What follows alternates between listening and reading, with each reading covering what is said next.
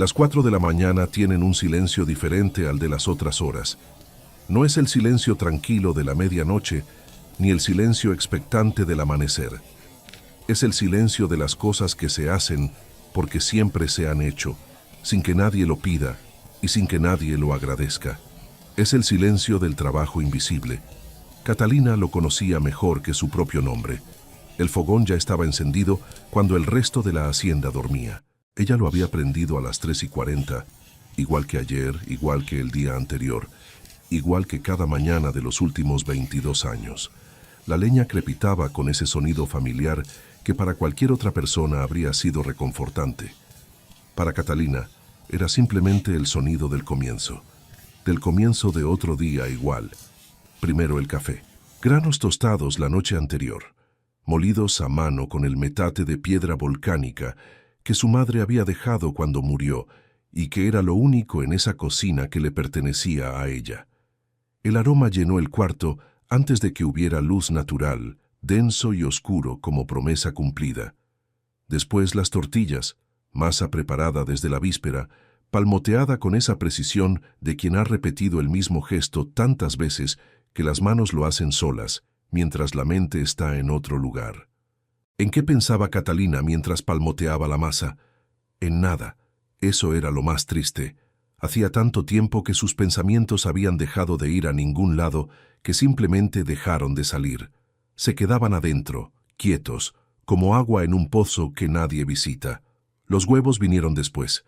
6 batidos con epazote fresco del huerto que ella misma regaba cada tercer día. La carne, un trozo de res marinado desde la noche anterior en chile ancho y ajo, sellado en la plancha con el fuego exacto que solo ella sabía calibrar. La salsa, jitomate asado, cebolla, chile serrano, todo molido en el mismo metate de su madre, hasta quedar con esa textura que no era ni líquida ni sólida, sino exactamente lo que debía ser. La mesa estaba puesta para 6. Don Aurelio en la cabecera. Doña Amparo a su derecha, como siempre, ocupando el lugar de honor que se había ganado no por amor, sino por estrategia matrimonial ejecutada con la frialdad de quien sabe exactamente lo que está comprando. Renato y Fabián, los 2 hijos varones, uno a cada lado, con esa postura de hombres que creen que el mundo les debe algo, simplemente por haber nacido en la cama correcta. Y 2 lugares más para los invitados de turno, que variaban según el día pero que siempre tenían en común una cosa. Nunca eran Catalina. Catalina servía. Se movía alrededor de la mesa con la eficiencia silenciosa de alguien que ha aprendido a ocupar el menor espacio posible, a no rozar a nadie, a anticipar cuándo se vacía un vaso antes de que la persona lo note. Una extensión del mobiliario, parte del decorado. «Está salado», dijo Fabián sin levantar la vista del plato. No era verdad. Catalina sabía que no era verdad, porque había probado la salsa antes de servir, como siempre, con la punta de una cuchara de madera. Estaba perfecta. «La semana pasada también», agregó Renato. Tampoco era verdad la semana pasada. Doña Amparo no dijo nada. Simplemente siguió comiendo con la compostura de quien encuentra en el silencio la forma más elegante de aprobar una crueldad. Don Aurelio tampoco habló. Nunca hablaba durante las comidas, salvo para pedir más café o para hacer algún comentario sobre el ganado, que nadie recogía porque ya todos sabían que era un comentario sin destino. Catalina llenó el vaso de Fabián sin que él lo pidiera. Llenó el de Renato. Llenó el de su padre. Sirvió más salsa en el plato de Doña Amparo cuando vio que estaba por terminarse. Nadie la miró. Cuando la familia terminó, Catalina empezó a recoger. Los platos llegaban a la cocina con ese aspecto de platos de gente que comió bien. Restos de yema de huevo, marcas de tortilla, manchas de salsa en el borde. Evidencia de satisfacción. La olla de los huevos tenía pegado en el fondo lo que había sobrado. 2 huevos, fríos ya, con el epazote mustio. La carne tenía el trozo que nadie había querido. Nervio y grasa, el pedazo que los hombres de la mesa habían separado a un lado con el tenedor, con ese gesto automático de quien tiene la certeza de que puede darse el lujo de descartar. El frijol estaba frío. La tortilla, la que había quedado al fondo de la canasta, estaba dura en los bordes. Catalina comió de pie, junto al fogón, que ya se estaba apagando. Comió rápido, sin plato, directamente de la olla y del comal, porque había que lavar antes de que doña Amparo viniera a inspeccionar la cocina a las 9. Comió el huevo frío, comió la carne con nervio, mojó la tortilla dura en el fondo del frijol para ablandarla. 22 años. 22 años de levantarse antes que todos, acostarse después que todos, comer lo que sobraba, ocupar el espacio que sobraba, ser la persona que sobraba. Su madre había muerto cuando ella tenía 6 años. Don Aurelio había traído a doña Amparo 2 años después, con sus 2 hijos de un matrimonio anterior, y con la certeza instalada desde el primer día de que Catalina era un problema heredado que había que administrar, no una niña que había que querer.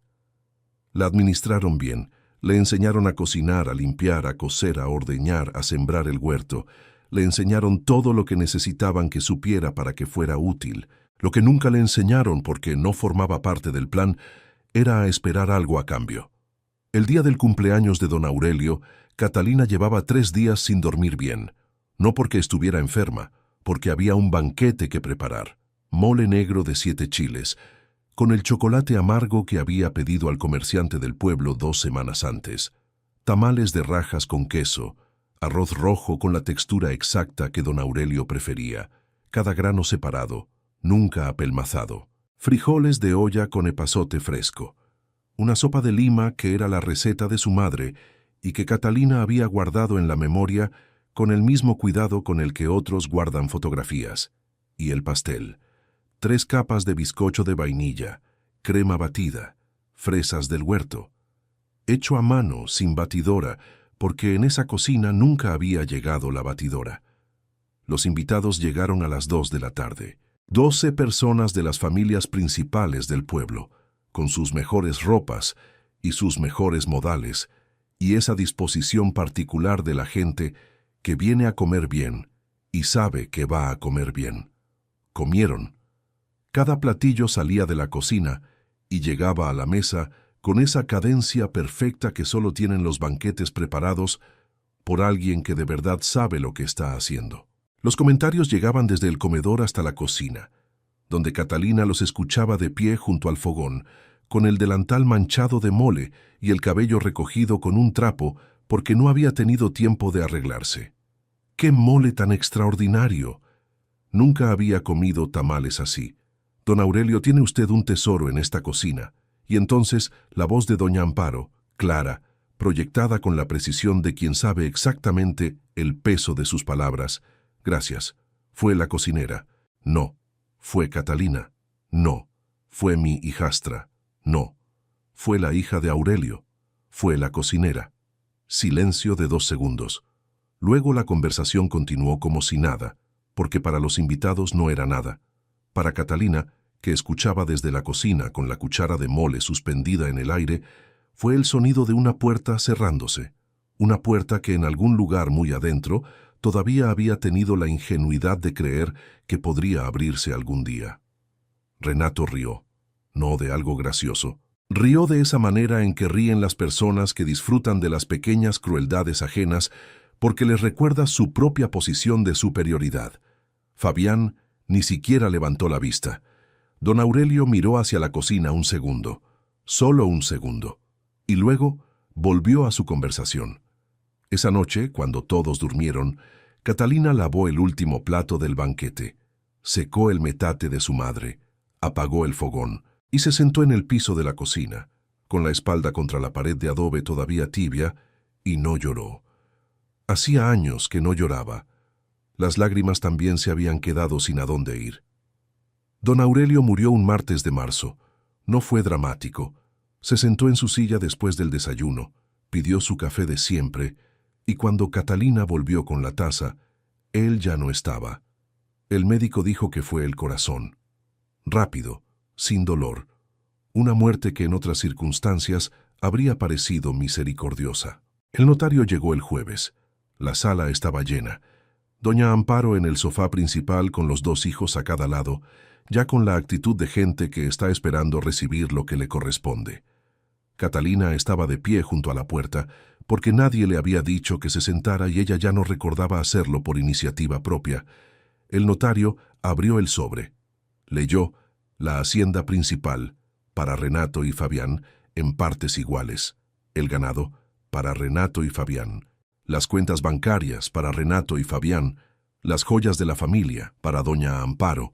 Y para Catalina, una propiedad en las montañas del norte, registrada como La Ceniza, 4 hectáreas, sin descripción adicional en el documento. Renato fue el primero en reírse. «¿La ceniza?», dijo mirando a su hermano. «Nadie sabe ni dónde queda eso». «Te dejó las cenizas», dijo Fabián. Como siempre, doña Amparo no rió. Sonrió, que era peor. Catalina miró el documento en sus manos. El nombre de la propiedad, su nombre escrito debajo con la letra del notario en tinta negra definitiva. Lo dobló con cuidado, lo guardó en el bolsillo del delantal y salió de la sala sin decir una palabra. ¿Conoces a alguien que dio todo y recibió las sobras? Cuéntanos en los comentarios. Las historias reales de quienes superaron la injusticia son las más poderosas de todas. Y si esta historia ya te tiene el corazón apretado, espera a ver lo que Catalina encuentra cuando llega a La Ceniza. La propiedad quedaba a 4 horas de camino hacia el norte, según las indicaciones del notario. Catalina llegó al atardecer, con su maleta vieja, el metate de su madre cargado en la espalda envuelto en un rebozo, y la certeza tranquila de quien no tiene nada que perder porque nunca tuvo nada que conservar. Lo que encontró no era una hacienda, era una ruina. Las paredes de adobe todavía estaban en pie, pero el techo había cedido en 3 secciones. Las enredaderas habían tomado 2 fachadas completas, tan arraigadas que parecían parte original de la estructura. El patio estaba cubierto de hierba silvestre hasta la rodilla.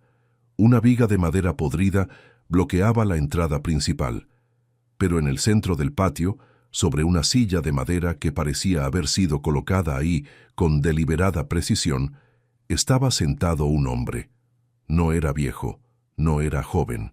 Era de esa edad que dan los años difíciles, que no se mide en cifras sino en la densidad de la mirada.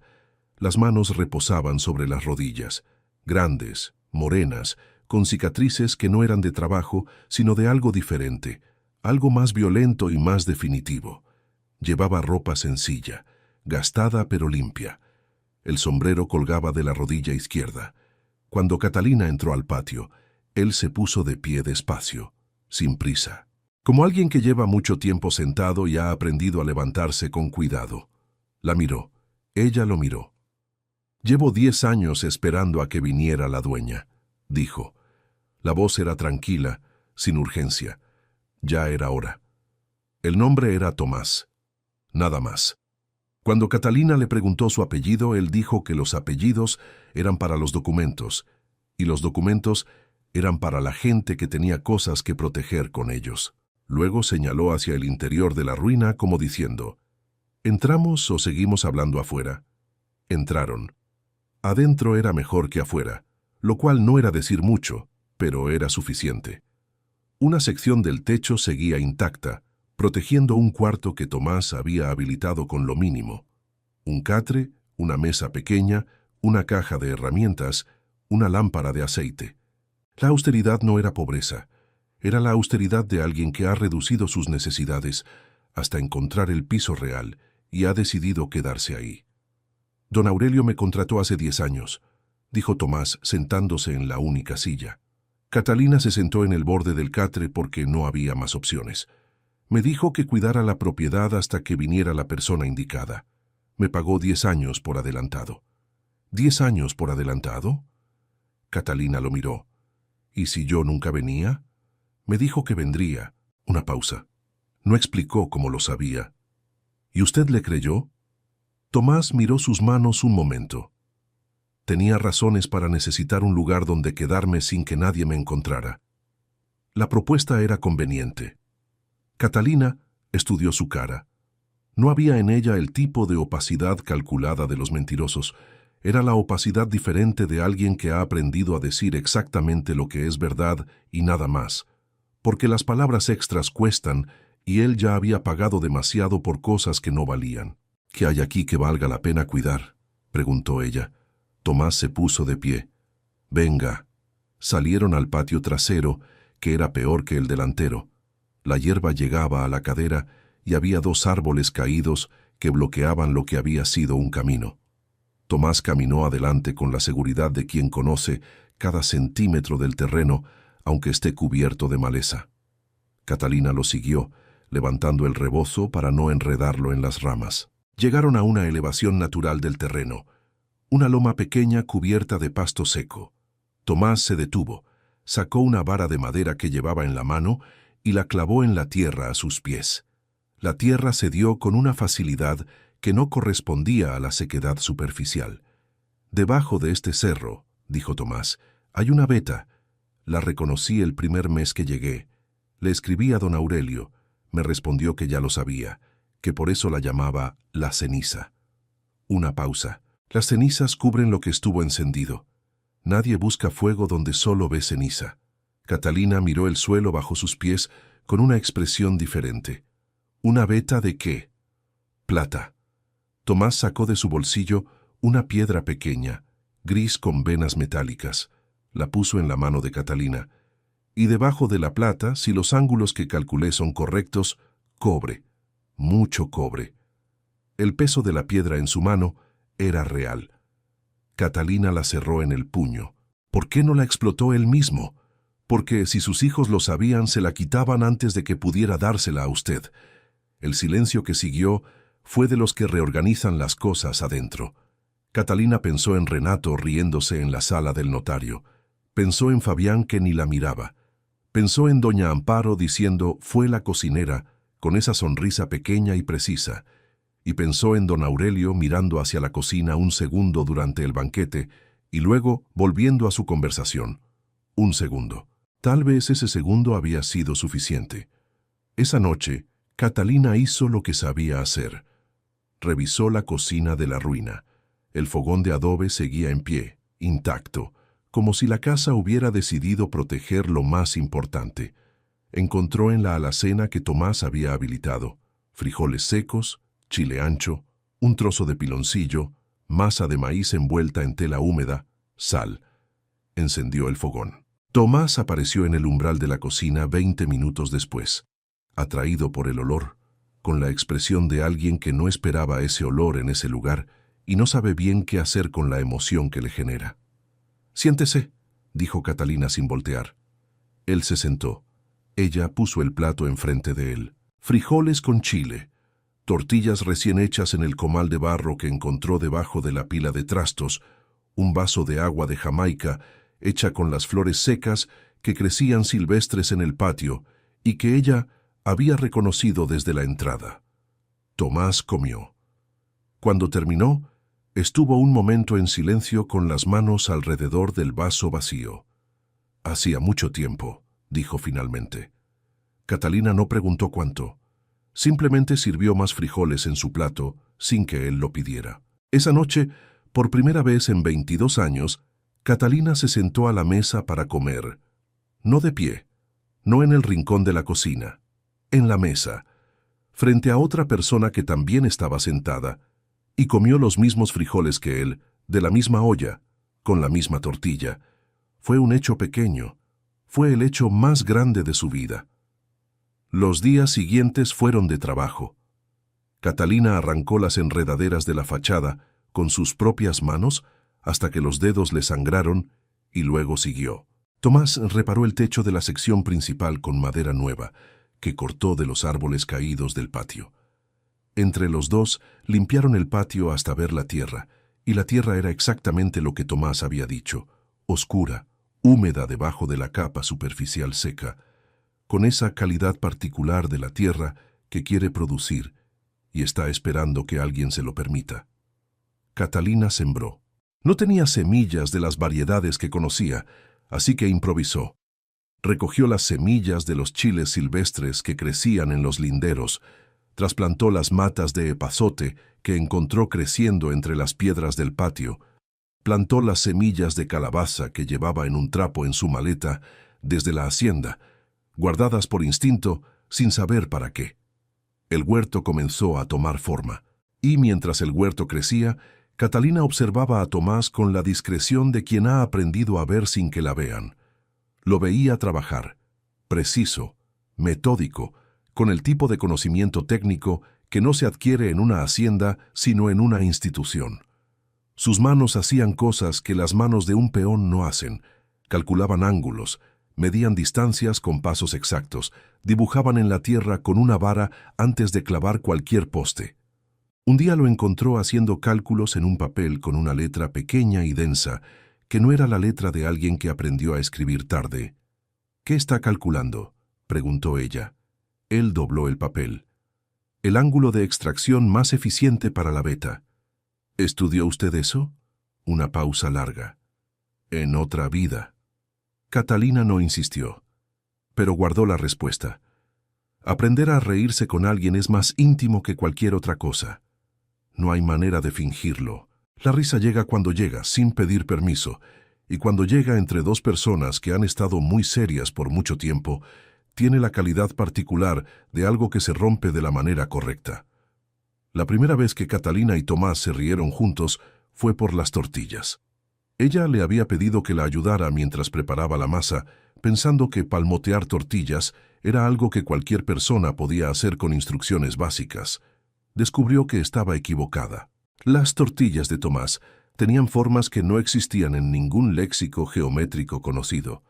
Ovaladas en un sentido, cuadradas en otro, con un grosor que variaba dramáticamente de un extremo al otro, como si hubieran sido hechas por varias personas diferentes con criterios opuestos.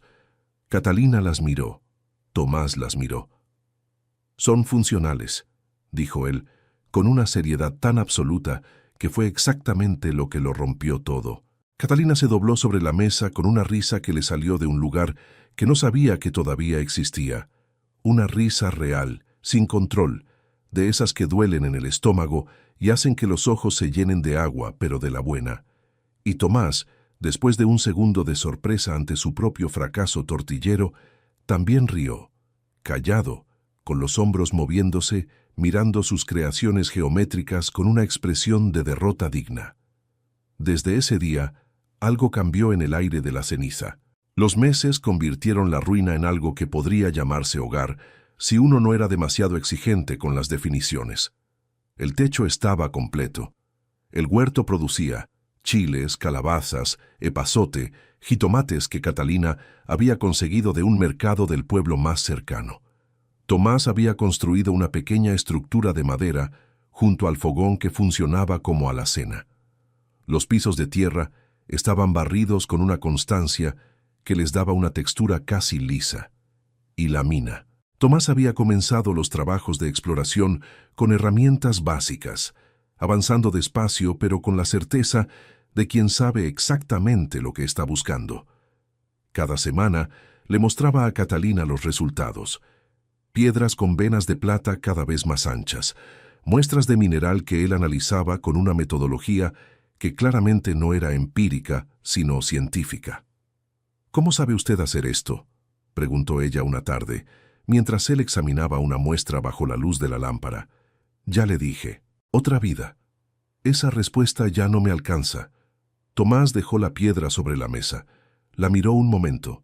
Luego miró a Catalina con esa mirada larga y evaluativa que ella ya conocía.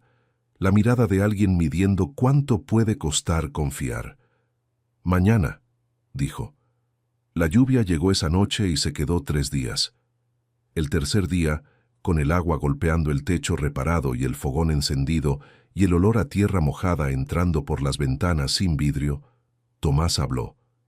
Era ingeniero de minas. Había estudiado en la capital con una beca que se ganó por examen, siendo el primero de su familia en pisar una universidad. Trabajó durante 12 años para una compañía minera grande, ascendiendo hasta ser el jefe de operaciones de la región norte. Entonces, descubrió que sus socios usaban trabajadores sin contrato, sin seguro, sin protección, hombres que bajaban a los túneles sin equipo adecuado, porque el equipo adecuado costaba, y el margen de ganancia era más importante que las manos que lo producían. Tomás documentó todo. Presentó un informe formal a las autoridades. 2 semanas después, su casa ardió en la noche. Él estaba adentro. Salió porque el perro ladró antes de que el fuego llegara a su cuarto, y salió por la ventana trasera y cayó al jardín con las manos quemadas de aferrarse al marco mientras saltaba. Las cicatrices eran exactamente eso, el borde de una ventana en llamas, la fracción de segundo entre quedarse y salvarse. Su esposa e hija estaban con la familia de ella esa noche, en otro pueblo, de visita. Cuando Tomás intentó encontrarlas, descubrió que los mismos hombres que habían quemado su casa les habían dicho que Tomás había muerto en el incendio, que era mejor que no lo buscaran, que podría ser peligroso.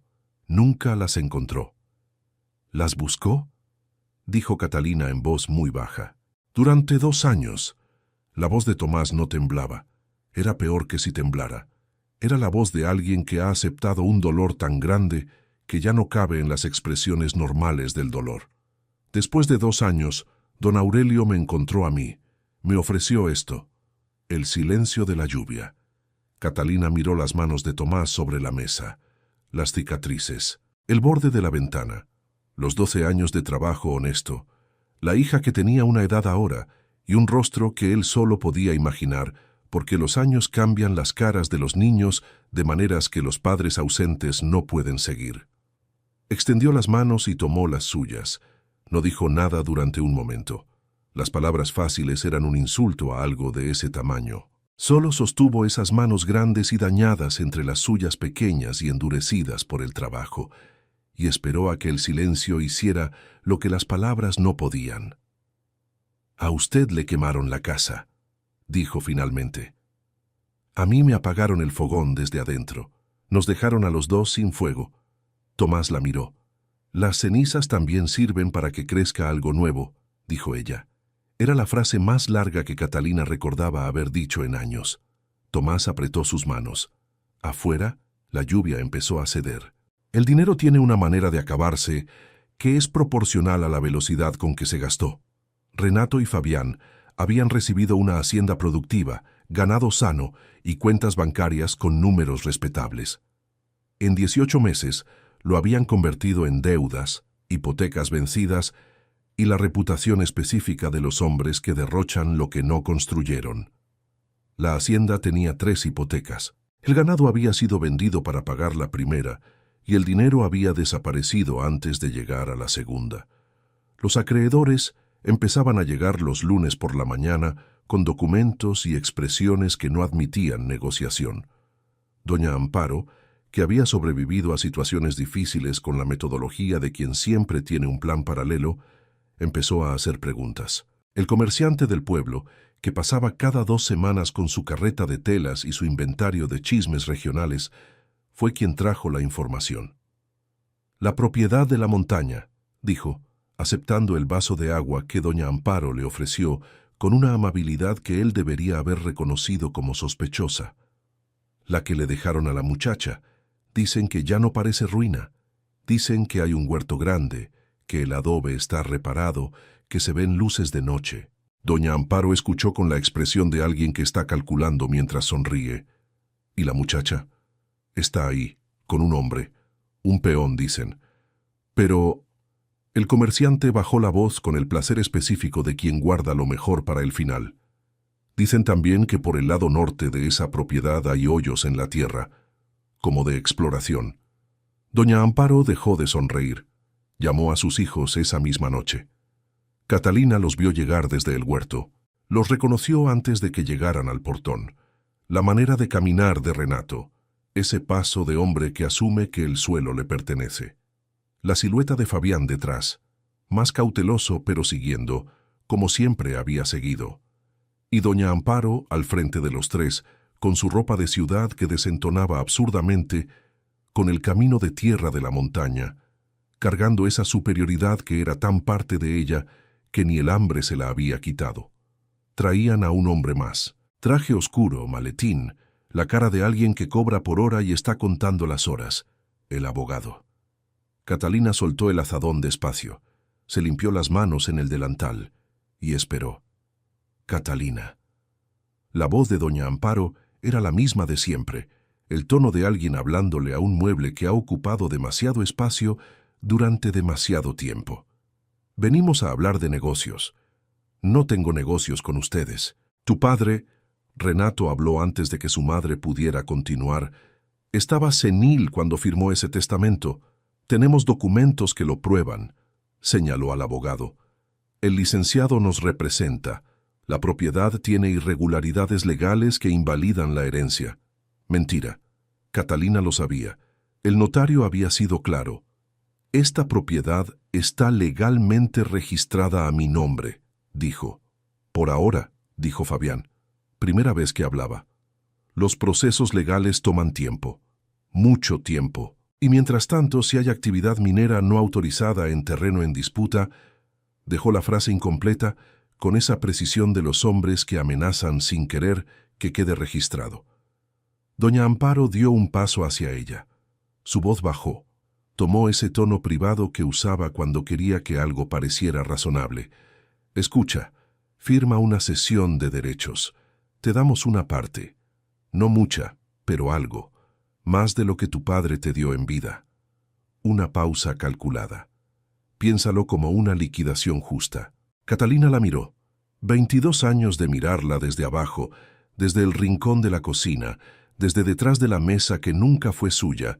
22 años de escuchar esa voz dar órdenes, hacer comentarios, pronunciar «fue la cocinera», con esa sonrisa pequeña y precisa.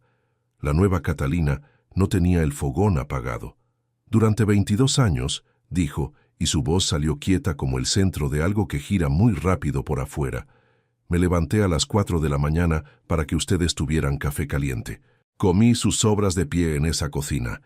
Hice su mole, sus tamales, sus pasteles de cumpleaños, bordé sus manteles, planché su ropa, sembré su huerto, ordeñé sus vacas. Hizo una pausa. Y ninguno de ustedes, ni una sola vez en 22 años, me llamó por mi nombre en público. Nadie habló. Ahora vienen a mi puerta, continuó, a pedirme lo único que me dejaron, con un abogado y una historia de senilidad que los dos sabemos que es mentira. Los miró uno por uno. Doña Amparo, Renato, Fabián, el abogado que miraba sus zapatos. No, Renato avanzó. No te estoy preguntando, Catalina. Te estoy... La puerta de la hacienda se abrió. Tomás salió al patio con la calma de quien no tiene prisa porque ya sabe cómo termina esto. Se detuvo junto a Catalina. No delante, no detrás. Junto a ella, con la misma deliberación con que ella había elegido pararse junto a Alejandro en aquella otra historia, en aquel otro patio. Porque hay gestos que son declaraciones sin necesitar palabras. Renato lo miró de arriba abajo con el desprecio automático de quien clasifica a las personas por la ropa. El peón se volvió hacia su madre con una sonrisa. El peón viene a defender a la cocinera. Tomás no respondió. Metió la mano en el bolsillo interior de su chaqueta. El abogado se tensó. Lo que Tomás sacó no fue ningún documento de propiedad. Era una carta, un sobre cerrado con el sello de don Aurelio, con la letra de don Aurelio en el frente, con la fecha de 3 semanas antes de su muerte. La abrió. Leyó en voz alta. La voz de Tomás llenó el patio con las palabras de un hombre muerto que finalmente había encontrado la manera de decir lo que no supo decir en vida. Catalina, si estás leyendo esto, llegaste a la ceniza. Llegaste porque eres la única de mis hijos que habría llegado sin saber lo que hay ahí. Los otros habrían ido solo por la mina. Tú fuiste porque era tuyo y punto. Sé lo que te hice, sé lo que te permitió Amparo, sé que comiste de pie en mi cocina durante 22 años y que nunca te senté a mi mesa como lo que eras. Mi hija, la mayor de mis hijos, la única que tiene el carácter de su madre. La ceniza vale más de lo que Renato y Fabián van a ganar en toda su vida. La beta es grande, Tomás lo sabe, confía en él. Él fue puesto ahí para ti, no para cuidar una propiedad. No te pido que me perdones, solo te pido que te sientes a la mesa. Tu padre, que llegó tarde a todo excepto a esto. El silencio que siguió era del tipo que no se interrumpe. Doña Amparo tenía la boca ligeramente abierta. Primera vez en 22 años que Catalina la veía sin la respuesta lista. Renato miraba la carta como si pudiera desaparecerla con la mirada. Fabián miraba el suelo. El abogado del traje oscuro sacó sus propios documentos del maletín, los revisó durante un momento y luego los guardó de nuevo con el gesto de alguien que acaba de calcular que no le conviene estar en este patio. «Los títulos son irrevocables», dijo en voz baja, dirigiéndose a doña Amparo. «Y la carta es un documento legal válido. No hay caso». Tomás habló entonces. No levantó la voz. No necesitó. «Hay algo más que deben saber». Se dirigía a los tres con la expresión de alguien cerrando cuentas. «Llevo 10 años estudiando esta propiedad. La veta principal de plata tiene una extensión de aproximadamente 80 metros de longitud y una profundidad estimada de 40. Debajo de ella hay una capa de cobre que, según mis cálculos, tiene el doble de volumen». Hizo una pausa para dejar que los números aterrizaran. «La hacienda que heredaron ustedes, con todo su ganado y sus tierras, vale aproximadamente la mitad de lo que hay debajo de este patio». El color que salió de la cara de Renato no tenía nombre conocido. «Eso no puede. Está documentado». Tomás señaló el maletín de Catalina, donde ella guardaba los informes que él había ido preparando mes a mes. 12 informes geológicos, muestras catalogadas, proyecciones de extracción, todo con mi firma y mi número de cédula profesional. Una pausa. «Ingeniero en geología minera, Universidad Nacional, número de cédula 804-7291. El abogado del traje oscuro miró a Tomás con una expresión que había cambiado completamente. Doña Amparo fue la primera en entender lo que significaba todo junto: la carta, los documentos, el ingeniero que parecía peón, la mina que todos creyeron que era una ruina, la hija que todos creyeron que era la cocinera.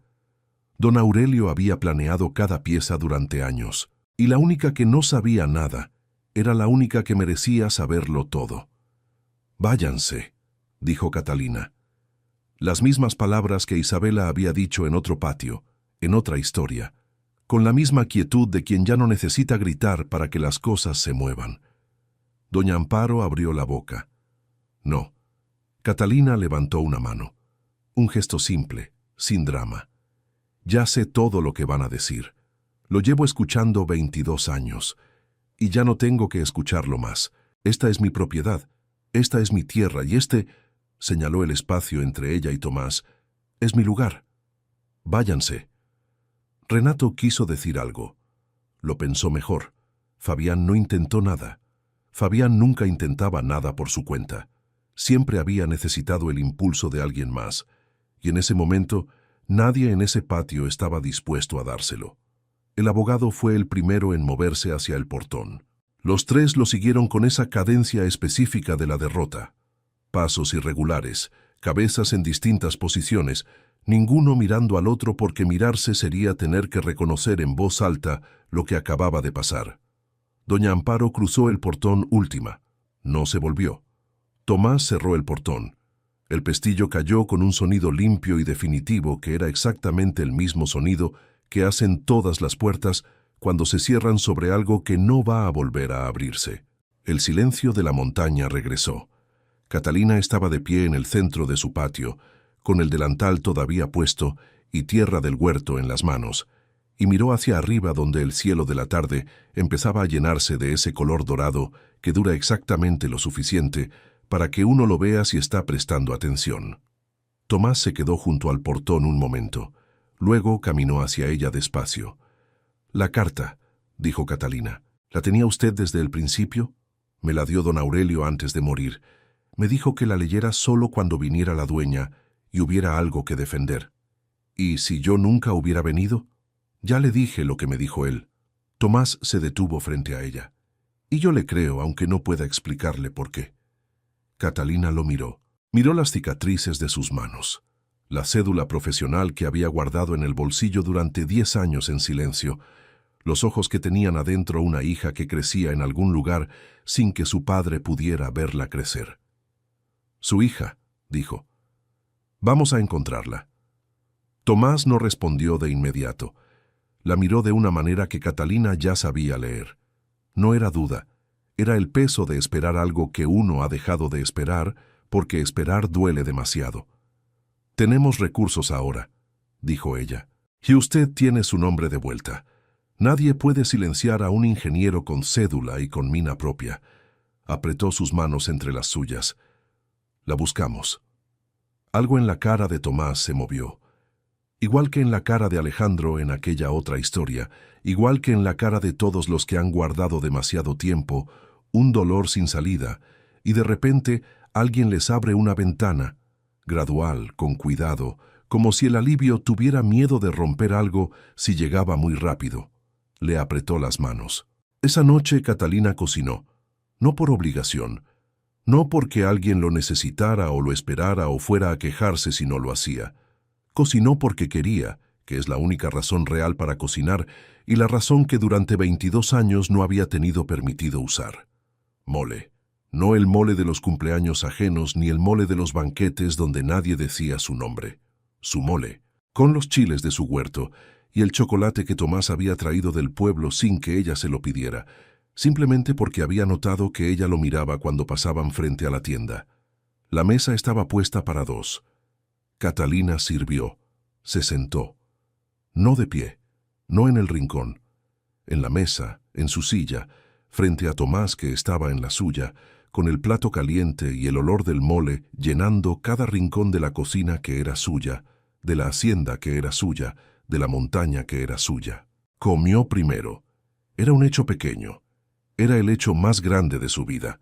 Era el círculo cerrándose sobre sí mismo con la precisión de las cosas que estaban destinadas a cerrarse desde el principio, esperando solo que alguien llegara a la ceniza y encendiera el fogón. Afuera la mina esperaba en la oscuridad de la montaña con sus 80 metros de plata y su doble fondo de cobre, quieta y paciente como todas las cosas valiosas que saben que eventualmente alguien que las merece va a encontrarlas. Y el polvo de la cocina vieja, el hollín del fogón de 22 años, las cenizas de todo lo que habían intentado apagar sin conseguirlo, flotaban suaves en el aire de la noche como semillas buscando tierra donde caer. Ya tenían tierra. Ya tenían fuego. Fin. ¿Te quedaste sin palabras? Nosotros también. Si Catalina te recordó a alguien que conoces, o a ti misma en algún momento, cuéntanos en los comentarios. ¿Cuántos años comiste de pie antes de encontrar tu propia mesa? Y si quieres ser el primero en leer la próxima historia antes que nadie, suscríbete y activa la campana. Porque la semana que viene llega alguien que perdió todo en una inundación y encontró algo que el agua no pudo llevarse. Hasta la próxima historia y recuerda, las cenizas también sirven para que crezca algo nuevo.